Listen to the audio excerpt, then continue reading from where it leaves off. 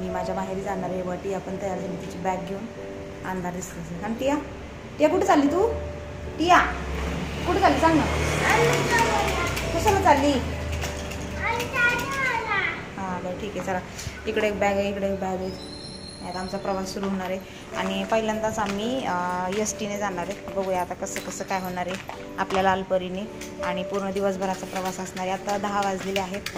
आत्ता घरातून निघालो आणि आता वाघोली स्टँडवर जाणार. मग तिथून नंतर आमची जी कोणती येईल ती बस बघायची आहे. टायमिंगला येते त्याच्यामुळे त्या हिशोबानेच आम्ही निघालो आहे. तर बघूया आता कसा कसा प्रवास होणार आहे. So stay tune. इथे येऊन थांबलोय बघा. बॅग ठेवल्यात. एक जस्ट यायच्या आधीच एक निघून गेली, तर आता दुसरी येईल त्याची वाट पाहत थांबलो इथं. आणि प्रदीप ऑफिसला सोडून गेले. यायला थांबलो. टियाला पाहिजे होतं मँगो ज्यूस. आम्ही इथं मँगो ज्यूस तिथंच थांबलोय. ती अलीकडे इथं सावलीमध्ये उभा.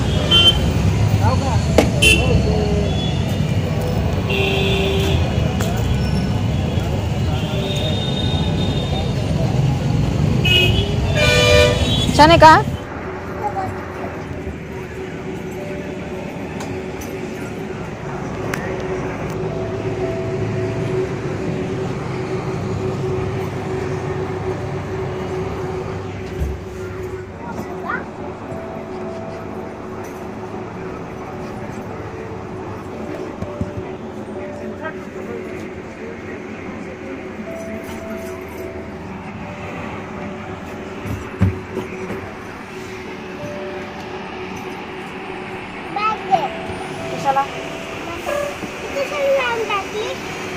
अगं लावून टाकायचं असते. कशाला ठेवायचे? आता तुला जेवण करायचं का? हां. आम्हाला 11:15च्या दरम्यान डायरेक्ट जाणारी बस मिळाली आणि आम्ही फायनली बसमध्ये बसलो होतो. तर आधी पण पाहिले थोडेसे गर्दी होती आणि त्यानंतर जेव्हा रिकामी झाली तेव्हा टिया इकडच्या तिकडच्या सीटवर बसत होती.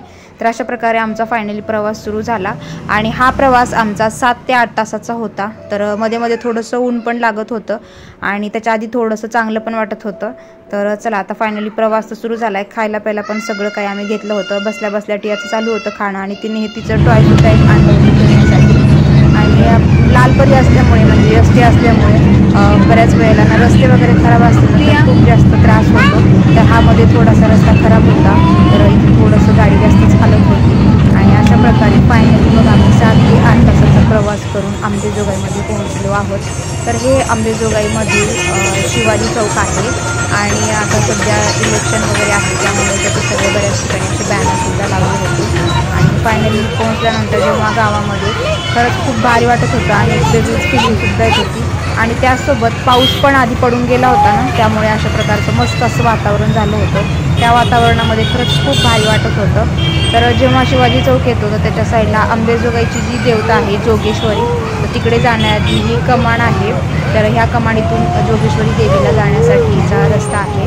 तर हा परिसर असा प्रकारे पार पडला आणि थोडंसं पुढे गेलं की नंतर लगेच बस स्टँड येतं आणि फायनली आम्ही आलो. नानीला घेऊन आलो. फायनली आम्ही आलोय.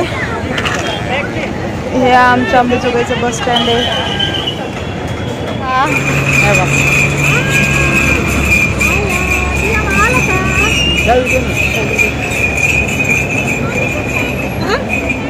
नानू घरी येतं.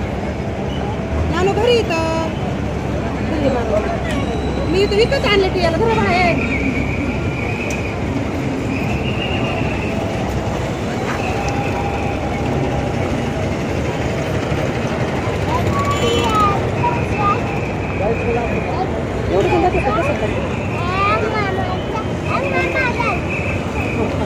घरी खायचे. घरी घरी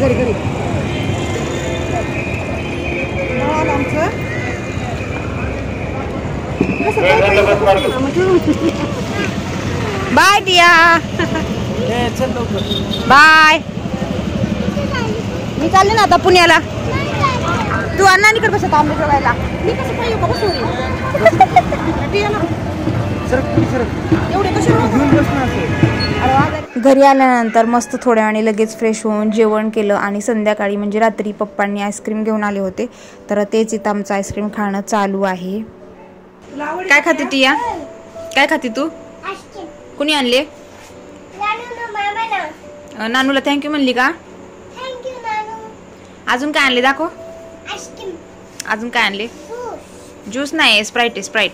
बरं ठीक आहे, ज्यूस. चलो बाय.